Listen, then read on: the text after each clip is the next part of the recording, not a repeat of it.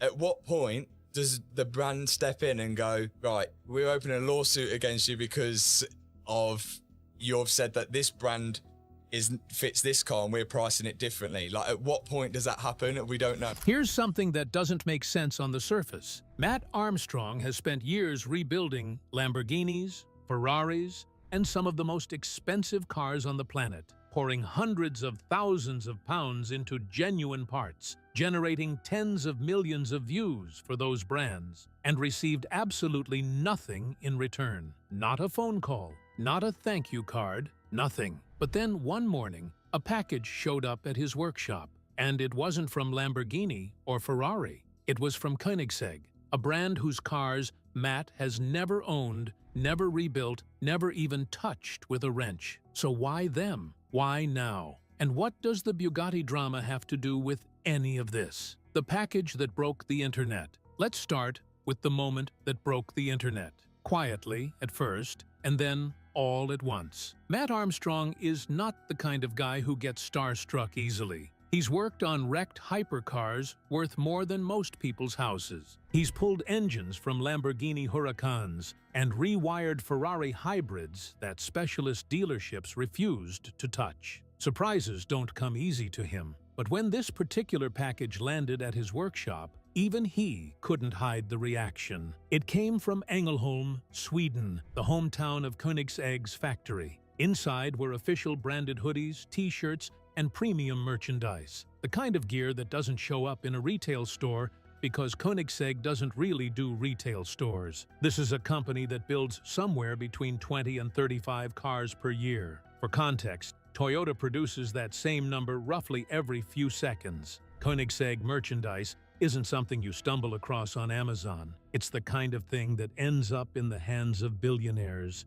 who've just taken delivery of a £2 million hypercar. And yet, there it was, sitting in Mat's workshop, addressed to a guy who had never purchased, rebuilt, or even featured a Koenigsegg on his channel. To understand why that's so strange, consider how Koenigsegg actually operates. They don't run influencer gifting programs. They don't send PR packages to automotive channels hoping for a mention. Their communications team is tiny by industry standards, and every decision they make externally is deliberate. When Ferrari or Lamborghini send merchandise to creators, it's part of a structured marketing pipeline. When Koenigsegg does it, it means someone inside that factory made a specific individual decision to reach out to a specific person. That distinction matters enormously. But here's the part that really got people talking. It wasn't just the merchandise. Tucked inside was a handwritten note. And the message wasn't a sales pitch or a sponsorship proposal.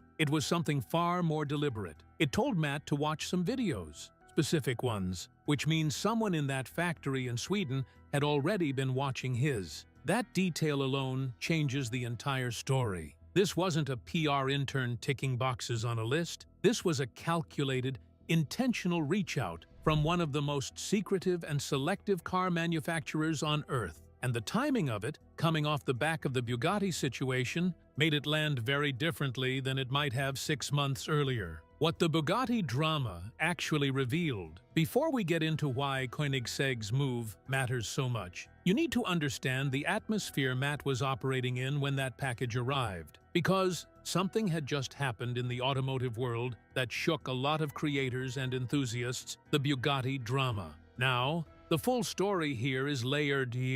Bugatti, as a brand, has long operated with a level of exclusivity that borders on hostile. They are famously protective of who can own their cars, who can service them, and who gets anywhere near their engineering. There have been